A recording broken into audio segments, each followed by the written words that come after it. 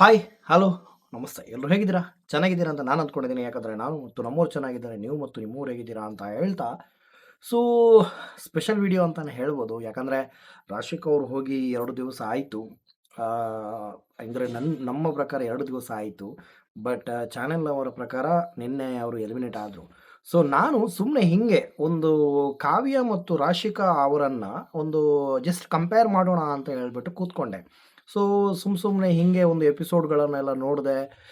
ಒಂದು ಕಂಪೇರ್ ಮಾಡೋಣ ಅಂತ ಹೇಳಿ ಅನಿಸ್ದಾಗ ಎಲ್ಲರೂ ಹೇಳ್ತಾ ಇದ್ರು ಗಿಲ್ಲಿಯಿಂದ ಕಾವ್ಯ, ಗಿಲ್ಲಿಯಿಂದ ಕಾವ್ಯ, ಗಿಲ್ಲಿಯಿಂದ ಕಾವ್ಯ ಅಂತ. ಸೊ ನನಗೂ ಕೂಡ ನಿಜ ಅಂತ ಅನಿಸ್ತು. ಯಾಕಂದರೆ ಬರ್ತಾ ಬರ್ತಾ ರಾಯರ ಕುದುರೆ ಕತ್ತೆ ಅನ್ನೋ ಒಂದು ಕನ್ನಡದ ಗಾದೆ ಇದೆ. ಸೊ ಆ ಒಂದು ಗಾದೆಗೆ ನಮ್ಮ ಕಾವ್ಯ ಅವರು ಕರೆಕ್ಟಾಗಿ ಸೂಟ್ ಆಗ್ತಾರೆ ಅಂತಲೇ ಹೇಳ್ಬೋದು. ಯಾಕೆ ಹೇಳ್ತಾ ಇದ್ದೇನೆಂದರೆ, ರಾಶಿಕಾ ಮತ್ತು ಕಾವ್ಯ ಅವರನ್ನು ಕಂಪೇರ್ ಮಾಡಿದರೆ ಕಾವ್ಯ ಅವರು ಟಾಸ್ಕ್ ಗೆದ್ದಿದ್ದು ಇತಿಹಾಸನೇ ಇಲ್ಲ. 1, 2 ಎಲ್ಲೋ 1, 2 ಟಾಸ್ಕ್ ಗೆದ್ದಿರ್ಬೋದು. ಇವನ್ನು ರಾಶಿಕಾಕ್ಕೆ ಬೇಡ, ಅಶ್ವಿನಿ ಅವರಿಗೆ ಕಂಪೇರ್ ಮಾಡಿದರೂ ಕೂಡ ಕಾವ್ಯ ಅವರು ಗೆದ್ದಿದ್ದಿಲ್ಲ. ಎಲ್ಲೋ ಒಂದು ಕಡೆ ಕಾವ್ಯ ಅವರು ಕಾಣಿಸ್ಕೊಳ್ತಿದ್ದದ್ದು ಗಿಲ್ಲಿಯಿಂದ.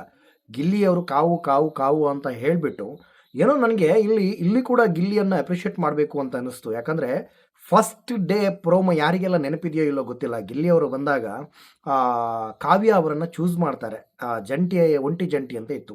ಆವಾಗ ಅವರು ಮಾತು ಕೊಡ್ತಾರೆ, ಏನೇ ಆಗಲಿ ಕಾವ್ಯ, ನಾನು ನಿನ್ನನ್ನು ಫೈನಲ್ ತನಕ ಬಿಡಲ್ಲ, ನಾನು ಮತ್ತು ನೀನು ಜಂಟಿಯಾಗಿ ಫೈನಲ್ ತನಕ ಹೋಗೋಣ ಅಂತ. ಆ ಮಾತಿಗೆ ಅವರು ನಿಂತಿದ್ರು. ಇನ್ನೊಂದು ಜಂಟಿ ಇದು ಅವರ ಮಿಡ್ಲಲ್ಲಿ ಇದಿತ್ತು, ಹ್ಯಾಂಡ್ ಕ್ಯಾಪ್ ಇತ್ತು. ಅದನ್ನು ಕಟ್ ಮಾಡುವಾಗ ಕೂಡ ಇವರು ಗಿಲ್ಲಿಯವರು ಹೇಳಿದರು, ಏನೇ ಆಗಲಿ ನೀನು ಎಷ್ಟೇ ಕಷ್ಟ ಆಗಲಿ ನಾನು ನಿನ್ನ ಜೊತೆ ಇರ್ತೇನೆ, ಕಡೆಯವರೆಗೂ ನಾನು ಇರ್ತೇನೆ ಅಂತ. ಸೊ ಆ ಮಾತಿಗೆ ಒಂದು ಬದ್ಧವಾಗಿ ಒಂದು ಗಿಲ್ಲಿಯವರು ಕಾವ್ಯನವನನ್ನು ಬಿಟ್ಟು ಕೊಡದೆ ಕಾವ್ಯ ಫೈನಲ್ ತನಕ ಬಂದರು.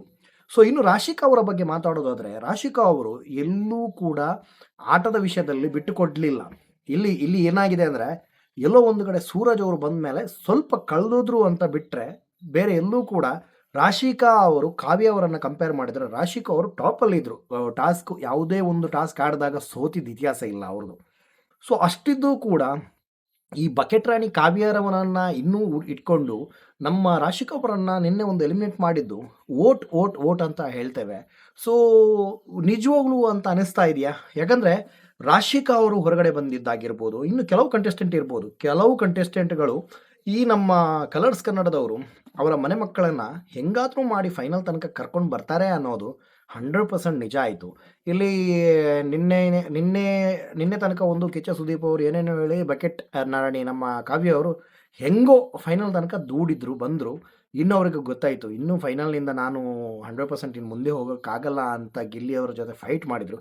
ಬಟ್ ಇವತ್ತಿನ ಲೈವ್ ನೋಡಿದಾಗ ಎಲ್ಲೋ ಒಂದು ಕಡೆ ಸ್ವಲ್ಪ ಆಸೆ ಬಂತು ಏನೋ, ಗಿಲ್ಲಿ ಜೊತೆ ಫೈಟ್ ಬೇಡ, ಗಿಲ್ಲಿ ಜೊತೆ ಇದ್ದರೆ ಇನ್ನೂ ಮೇ ಬಿ ಲಾಸ್ಟ್ ಅಂದರೆ ಫೈನಲ್ ಆ ಡೋರ್ ತನಕ ಹೋಗ್ಬೋದು ಅಂತ. ಸೊ ನೋಡಬೇಕಿದೆ ನಮ್ಮ ಜನರು. ನಾನು ಕಳೆದ ಒಂದು 2-3 ವೀಡಿಯೋದಲ್ಲಿ ಹೇಳಿದ್ದೇನೆ, ದಯವಿಟ್ಟು ಗಿಲ್ಲಿಯ ಫ್ಯಾನ್ಸ್ ಗಿಲ್ಲಿಗೆ ಮಾತ್ರ ವೋಟ್ ಮಾಡಿ. ಯಾಕಂದರೆ ನೀವು ಸ್ಪ್ಲಿಟ್ ಮಾಡಿರೋದ್ರಿಂದ ರಾಶಿಕಾ ಅವರಂತಹ ಒಂದು ಒಳ್ಳೆಯ ಕಂಟೆಸ್ಟೆಂಟ್ ಹೊರಗಡೆ ಹೋದರು. ಗಿಲ್ಲಿಯಿಂದ ಕಾವ್ಯಗೆ ವೋಟ್ ಮಾಡಿರೋದ್ರಿಂದ ಒಂದು ಡಮ್ಮಿ ಪೀಸ್ ಇಲ್ಲಿ ತನಕ ಬಂದಿದ್ದಾರೆ ಅಂತ ನನ್ನ ಒಂದು ಅನಿಸಿಕೆ. ಸೊ ದಯವಿಟ್ಟು ಇನ್ನು ಮುಂದೆ ಆದರೂ ಆದಷ್ಟು ವೋಟ್ ಮಾಡಿ. ಯಾಕಂದರೆ ನಾಳೆ ಸಂಜೆ ತನಕ ವೋಟಿಂಗ್ ಲೈನ್ ಓಪನ್ ಇದೆ. ದಯವಿಟ್ಟು ಯಾರೆಲ್ಲ ವೋಟ್ ಮಾಡಿಲ್ಲ ಅವರೆಲ್ಲರೂ ವೋಟ್ ಮಾಡಿ ಅಂತ ಹೇಳ್ತಾ, ಸೊ ಮತ್ತೆ ಸಿಗೋಣ ಅಂತ ಹೇಳ್ತಾ, ಟೇಕ್ ಕೇರ್, ಬಾಯ್.